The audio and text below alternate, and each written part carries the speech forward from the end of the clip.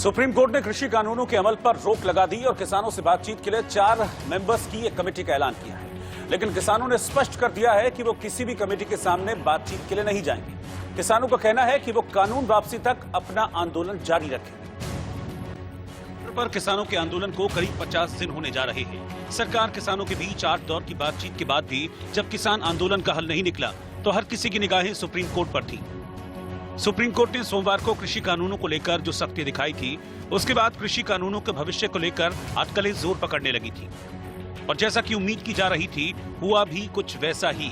Supreme court ने अपने अहम फैसले में केंद्र सरकार द्वारा बनाए गए तीनों कृषि कानूनों पर अगले आदेश तक रोक लगा दी है। सुप्रीम कोर्ट ने अपने आदेश में कहा, हम एक कमेटी का गठन कर रहे हैं। कमेटी हमें रिपोर्ट सौंपेगी। समाधान चाहने वाले समिति के समक्ष जाएं। कमेटी हमें वास्तविक समस्या के बारे में बताएगी। कोर्ट कानून सस्पेंड करने के पक्ष में है। कृषि कानूनों को अनिश्चित काल के लिए हम स्थगित नहीं कर रहे हैं। सुप्रीम कोर्ट ने अपने फैसले में एक 4 सदस्यीय कमेटी का ऐलान किया है। सबसे पहले आपको कमेटी में शामिल सदस्यों के बारे में बताते हैं। भूपेंद्र सिंह मान, प्रमोद जोशी, अशोक गुलाटी और अनिल धनवंत। अच्छी बात है कि सुप्रीम कोर्ट ने एक कमेटी इसमें फॉर्म की है और इस कमेटी के माध्यम से जो आंदोलक किसान संगठन है उनसे बात करके और जो सपोर्टिंग संगठन है उनसे भी बात करके हम एक एमिकेबल सॉल्यूशन इसमें से निकालेंगे। जो आंदोलक संगठन की मांग है वो भी पूरी हो जाए। जिन किसानों को आज़ादी चाहिए उनको आज़ादी मिले, जिनको प्रोटेक्शन चाहिए उनको प्रोटेक्शन मिले। सुप्रीम कोर्ट के फैसले को लेकर एक ओर जहां आम जनता में भरोसा जगा, वहीं किसान संगठन एक बार फिर अपनी पुरानी मांगों पर अड़ गए हैं। पहले तो किसानों ने सुप्रीम कोर्ट की बनाई कमेटी के सामने जाने से ही इनकार कर दिया। उसके बाद कमेटी पर ही सवाल उठा दिए। देखो, बिल वापसी नहीं, घर वापसी नहीं, ट्रिपल कैप पे बंदूक का पहरा है। हाँ, कितने दिन के लिए? फिलहाल रोक लगाइए। हाँ तो चलो ठीक है, अपना आंदोलन तो जारी रहेगा ना, आंदोलन जारी रहेगा। किस तरीके से आप देख रहे हैं पूरे मामले को? देख रहे वहाँ पे लीगल जो कमेटी होगी उससे बात करेंगे। अभी नहीं, चलो बना दी उन्होंने कमेटी बनाने की बात करी है, वो करती होगी। उसमें जो अपने लीगल लोग होंगे सब लोग उसमें बैठ के बात करेंगे। हम समझते हैं कि सरकार की ये शरारत है कि वो अपने ऊपर से ये प्रेशर कम करने के लिए सुप्रीम कोर्ट के जरिए ये कमेटी वगैरह ले है, जिसका हमने कल ही विरोध कर दिया था कि हम ऐसी कमेटी के सामने पेश नहीं होंगे। हमारा आंदोलन एज इट इज सरकार के साथ चलता रहेगा। दूसरी बात, वो कमेटी भी जो बनी है डायरेक्टली और इनडायरेक्टली किसी भी तरह हम उसको नहीं मानते, लेकिन वो सारे के सारे जो कमेटी के मेंबर्स हैं वो प्रो गवर्नमेंट है। सुप्रीम कोर्ट के फैसले को लेकर किसान संगठनों में असमंजस की स्थिति नजर आई। एक और राकेश टिकैत जहां कमेटी पर सवाल उठा रहे हैं, तो वहीं किसान संगठनों के एक गुट के वकील एपी सिंह सुप्रीम कोर्ट के फैसले को अपनी जीत बता रहे हैं। सर्वोच्च न्यायालय सुप्रीम कोर्ट ने जो हम लोगों की पिटीशन थी सुप्रीम कोर्ट में, इन कानूनों के खिलाफ ये कानून लागू नहीं होने चाहिए, उन कानूनों को लागू न करने के लिए सुप्रीम कोर्ट ने आज स्टे कर दिया है। और कमेटी गठित करने के लिए हमने कुछ नाम सुझाए थे। ऑनरेबल जस्टिस मार्कंडे काटजू, कुरियन जोसेफ और भी जस्टिस के नाम बताए गए। उनके नाम पर विचार करके आगे कमेटी गठित किया और भारतीय किसानों के जितने किसानों के संगठन है, ऑर्गेनाइजेशन है, उन सबके अध्यक्ष को उस कमेटी में रखा जाए। हमने कहा विज्ञान भवन बहुत बड़ा है, उसमें कमेटी जब भी बुलाई जाए, मीटिंग हो तो उनके अध्यक्षों को बुलाया जाए और उसके साथ अगर लीगल रिप्रेजेंटेटिव की जरूरत है उनके एडवोकेट को बुलाया जाए, जिससे आगे सारी प्रोसीडिंग हो सके। एक और किसान संगठन अपने हट पर अड़े हुए हैं और दूसरी ओर कांग्रेस पूरे मामले पर सियासत से बाज नहीं आ रही। कांग्रेस नेता जयवीर शेरगिल ने सुप्रीम कोर्ट के फैसले को आधा गिलास खाली और आधा गिलास भरा तक बता दिया। सुप्रीम कोर्ट का निर्णय आज आधा गिलास खाली और आधा गिलास भरा के बराबर है। भरा इस तरह, सुप्रीम कोर्ट के निर्णय ने भाजपा का किसान विरोधी और तानाशाही रवैये को पूरी तरह बेनकाब कर दिया है। कृषि मंत्री को इस्तीफा देना चाहिए क्योंकि भाजपा के गैर जिम्मेदार रवैये की तरफ से चलते हैं। क्या सुप्रीम कोर्ट को इस पूरे मामले पे निर्णय देना पड़ा और सरकार की विफलता का ये सुप्रीम कोर्ट का ऑर्डर जीता जागता सबूत है। बहरहाल किसान आंदोलन को लेकर सुप्रीम कोर्ट ने पहल की है और समाधान तभी निकलता है जब बात होती है और समाधान निकालने की कोशिशों को अमली जामा पहनाया जाए। लेकिन किसानों की जिद और अड़ियल रवैया समझ से परे है। एक और दिल्ली के अलग अलग बॉर्डर पर हजारों की संख्या में किसान, जिनमें बुजुर्ग, महिलाएं और बच्चे कड़कड़ाती ठंड में सड़कों पर हैं, तो दूसरी ओर किसान आंदोलन के चलते लाखों लोग परेशानियों का सामना कर रहे हैं। ऐसे में किसानों की जिद को लेकर अब एक ही बात कही जा सकती है कि अब तो हट की हद है। लिहाजा किसानों के इरादे साफ हैं कि किसान सुप्रीम कोर्ट के फैसले के बाद आंदोलन को और तेज करेंगे, क्योंकि 13 जनवरी को किसान संकल्प दिवस मनाया जाएगा और लोहड़ी में कृषि कानूनों की कॉपियां जलाई जाएंगी। 18 जनवरी को किसान महिला दिवस के रूप में मनाया जाएगा। 23 जनवरी को नेताजी सुभाष चंद्र बोस की जयंती पर अलग अलग गांव से किसान दिल्ली के लिए रवाना होंगे। हर गांव से 5 ट्रैक्टर निकलेंगे, इनमें से 1 ट्रैक्टर महिलाओं का होगा। 26 जनवरी के लिए तैयारी और तेज की जाएगी। कमेटी बनाकर हर घर से 26 जनवरी को आंदोलन में शामिल होने की अपील की जाएगी। साथ ही जल्द ही एक ऐप भी लॉन्च किया जाएगा, जिस पर आंदोलन की लाइव कवरेज होगी और इमरजेंसी सर्विसेज दी जाएंगी। जो संघर्ष है, राज्यपाल जी 26 के बारे में बोलेंगे डिटेल में। 13 को कल हम लोहड़ी मना रहे हैं। इस लोहड़ी में 3 कानून को जलाएंगे। 18 को वही महिला दिवस है। 20 को गुरु गोविंद सिंह जी का प्रकाश उत्सव है और फिर आगे 23 को सुभाष चंद्र जी का वो दिन है, जिसमें हम बड़े प्रोग्राम देश में करेंगे। इसी बीच जो अदानी, अंबानी और दूसरे कारपोरेट हाउसेस की गुड्स और सर्विसेज का बाइकाट है, वो जारी रहेगा और एनडीए पार्टनर बीजेपी और उसके पार्टनर के विरोध में देश में जो लहर बनी हुई है, वो जारी ही नहीं रहेगी और तेज होगी। और फाइनली 25-26 की तैयारी हमें चल रही है। 26 के बारे में राज्यपाल जी आपसे शेयर करेंगे। सरकार बंधुओं, मैं आपके जरिए सारे देशवासियों को स्पष्ट करना चाहता हूं कि हमारा जो 26 जनवरी का प्रोग्राम है, that will be completely peaceful. हम पीसफुल थे, पीसफुल हैं, पीसफुल रहेंगे। लेकिन जिस तरह से एक भ्रम फैलाया जा रहा है गांव-गांव में, पंजाब में, हरियाणा में, यूपी में, कि शायद किसी दुश्मन के देश पे जैसे हमला करना हो, जैसे दिल्ली फतेह करने जा रहे हैं, लाल किले पे जा रहे हैं, पार्लियामेंट पे जा रहे हैं, ये ऐसी इर्रिस्पॉन्सिबल बातें ये संयुक्त किसान मोर्चे की बिल्कुल नहीं है। हम जो भी प्रोग्राम करेंगे टोटली पीसफुल होगा। हमारा कोई लाल किले पे जाने का प्रोग्राम नहीं है, हमारा कोई पार्लियामेंट में कब्जा करने का प्रोग्राम नहीं है। उसकी रूपरेखा हम 15 तारीख के बाद तय करेंगे और वो सब कैसे हम जाएंगे वो आप सबको बता देंगे। लेकिन सुप्रीम कोर्ट की इस कमेटी में अशोक गुलाटी और प्रमोद जोशी एग्रीकल्चर इकोनॉमिस्ट हैं, जबकि भूपेंद्र सिंह मान और अनिल घनवंत किसान नेता हैं, जिन्हें 2 महीने में अपनी रिपोर्ट सौंपी है। हालांकि चारों सदस्यों के पुराने आर्टिकल और इंटरव्यूज बताते हैं कि वो कृषि कानूनों के पक्ष में रहे हैं, जिसमें अशोक गुलाटी एग्रीकल्चरल इकोनॉमिस्ट हैं। अभी वो ICRIER यानी Indian council for research on international economic relation में प्रोफेसर हैं। वो नीति आयोग के तहत प्रधानमंत्री की ओर से बनाई एग्रीकल्चरल टास्क फोर्स के मेंबर और कृषि बाजार सुधार पर बने एक्सपर्ट पैनल के अध्यक्ष हैं। साथ ही वो कृषि कानून को किसानों के लिए फायदेमंद लगातार बताते रहे हैं, क्योंकि पिछले साल सितंबर में एक अंग्रेजी अखबार में छपे अपने लेख में उन्होंने कहा था कि ये कानून किसानों को अधिक विकल्प और ज्यादा आजादी देंगे। वहीं डॉक्टर प्रमोद जोशी भी एग्रीकल्चरल इकोनॉमिस्ट ही हैं। अभी वो south Asia international food policy research institute के डायरेक्टर हैं। उन्हें एग्रीकल्चर सेक्टर में काम करने के लिए कई अवार्ड्स मिल चुके हैं। उन्होंने 2017 में एक अंग्रेजी अखबार में अपने लेख में कॉन्ट्रैक्ट फार्मिंग को किसानों के लिए फायदेमंद बताया था। तब कृषि कानून बनाए जा रहे थे। वहीं भूपेंद्र सिंह मान किसानों के लिए हमेशा काम करते रहे हैं। इस वजह से राष्ट्रपति ने साल 1990 में उन्हें राज्यसभा में नामांकित किया था। वो अखिल भारतीय किसान समन्वय समिति के चेयरमैन भी हैं। उनकी समिति ने 14 दिसंबर को केंद्रीय कृषि मंत्री नरेंद्र सिंह तोमर को एक पत्र लिखा था, जिसमें उन्होंने लिखा था कि आज भारत की कृषि व्यवस्था को मुक्त करने के लिए प्रधानमंत्री नरेंद्र मोदी के नेतृत्व में जो 3 कानून पारित किए गए हैं, हम उन कानून के पक्ष में सरकार का समर्थन करते हैं और इसके लिए आगे आए। जबकि अनिल घनवट महाराष्ट्र में किसानों के बड़े संगठन शेतकारी संगठन के अध्यक्ष हैं।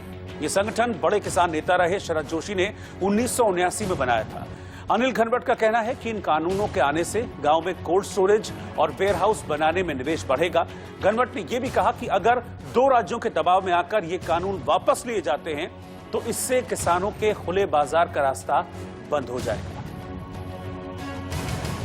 उधर कृषि राज्य मंत्री कैलाश चौधरी ने सुप्रीम कोर्ट के फैसले का स्वागत किया है और दावा किया है कि कमेटी जरूर कोई ना कोई हल निकालेगी, क्योंकि बातचीत से ही मुद्दे का हल निकल सकता है।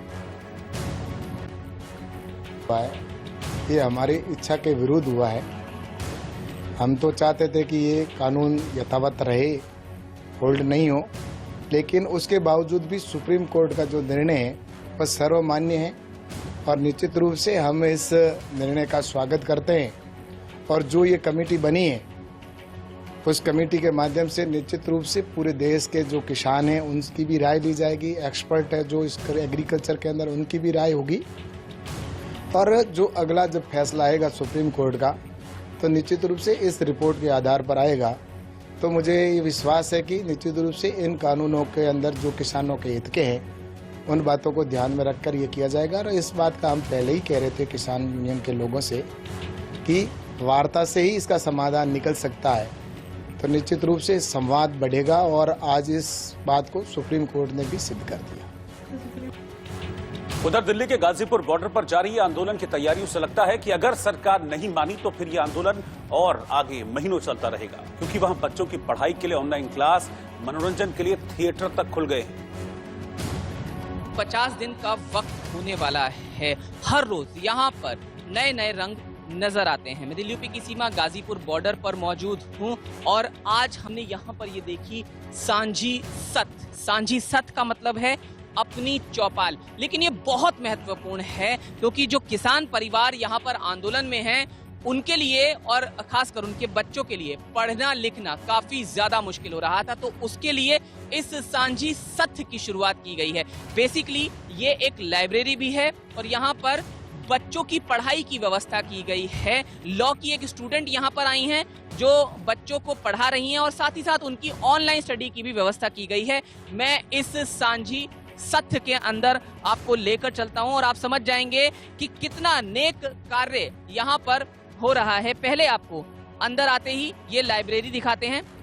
आप देखिए यहाँ हर तरह की किताब मौजूद है और जिन किसानों को किताबें पढ़नी हैं वो यहाँ पर उन किताबों को ले सकते हैं, निशुल्क ले सकते हैं और पढ़ सकते हैं। कुछ ऐसी भी किताबें हैं जो यहाँ बहुत ज्यादा संख्या में हैं तो वो मुफ्त में उनको दी भी जा रही हैं कि आप उन्हें ले जा सकते हैं। और मैं इधर दिखाऊं, देखिए जो लोग आ रहे हैं जो पढ़ाई लिखाई में ज्यादा रुचि रखते हैं, किताबें पढ़ने में, वो यहाँ पर आकर जो किताबें हैं उन्हें पढ़ रहे हैं और जानकारी भी वो एकत्रित कर रहे हैं। किताबों से जो जानकारी एकत्रित होती हैं, देखिए ये जो प्रोजेक्टर है, ये प्रोजेक्टर यहाँ लगाया गया है और बड़ी स्क्रीन देखिए। आंदोलन के बीच में इस तरह का कलर बहुत इंपॉर्टेंट ये चीज है। ये जो बड़ी स्क्रीन है ये बच्चों के लिए भी काफी ज्यादा महत्वपूर्ण है, अहम योगदान दे रही है।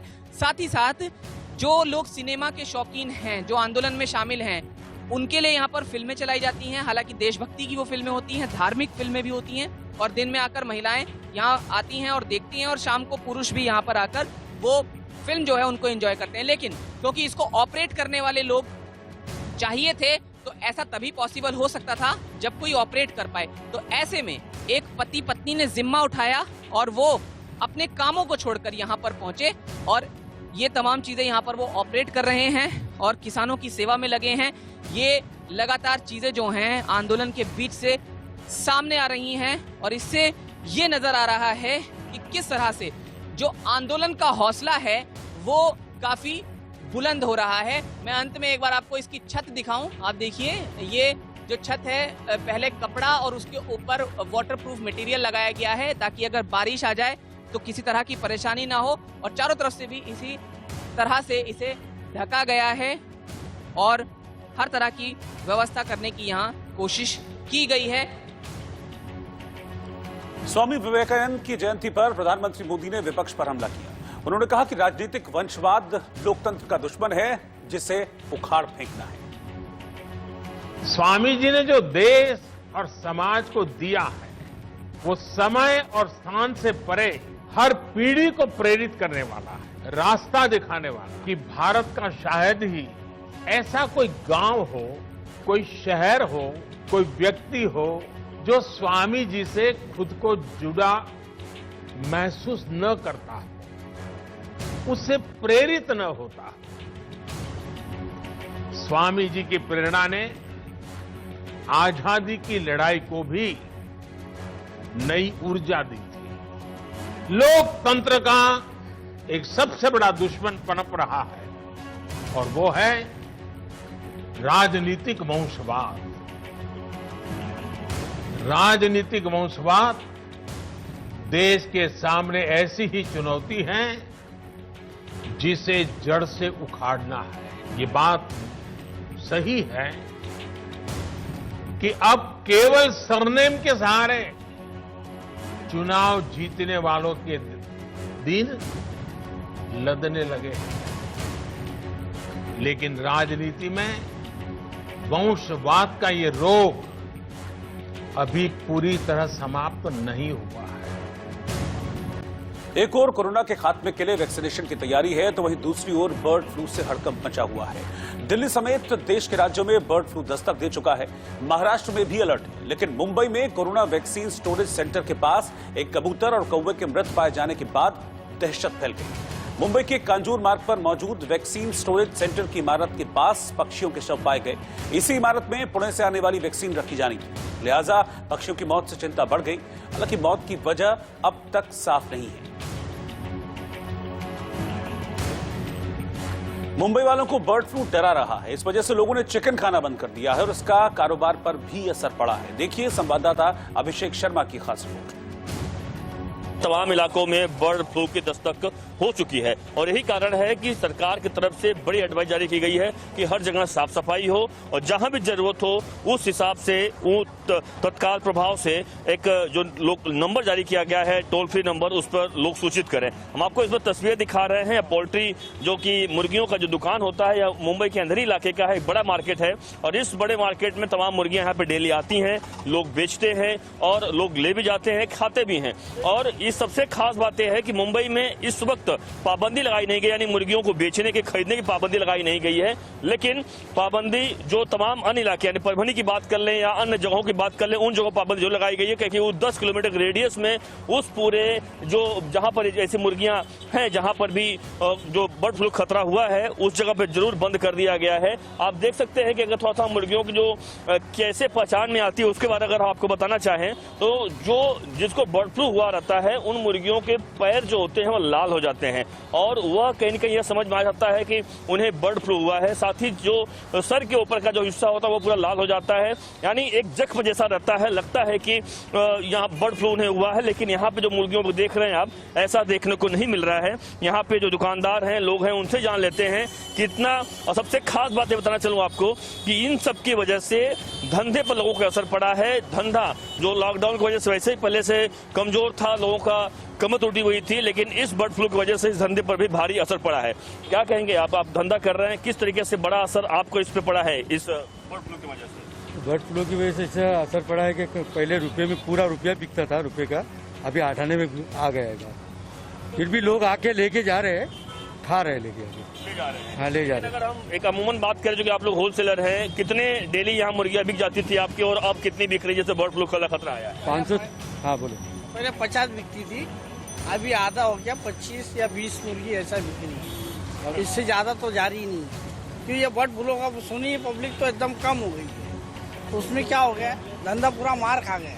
हालांकि जो कस्टमर डेली आते हैं वो तो ले जा रहे, खा रहे हैं, वो लोग तो मना नहीं करते। और वहीं केंद्रीय पशुपालन मंत्री ने बर्ड फ्लू से बेवजह नहीं डरने की नसीहत दी है। उन्होंने कहा कि अच्छे से पकाकर चिकन खाएं, डरने की कोई बात नहीं। पोल्ट्री फार्मर छोटे किसान जो 1000 से उसी तरह से 90% किसान जो मक्का उत्पादित करते हैं 1 एकड़ से 2 एकड़, 1 हेक्टर 2 हेक्टर, रेट एकदम डिप कर गया 5 दिन में। किसको नुकसान?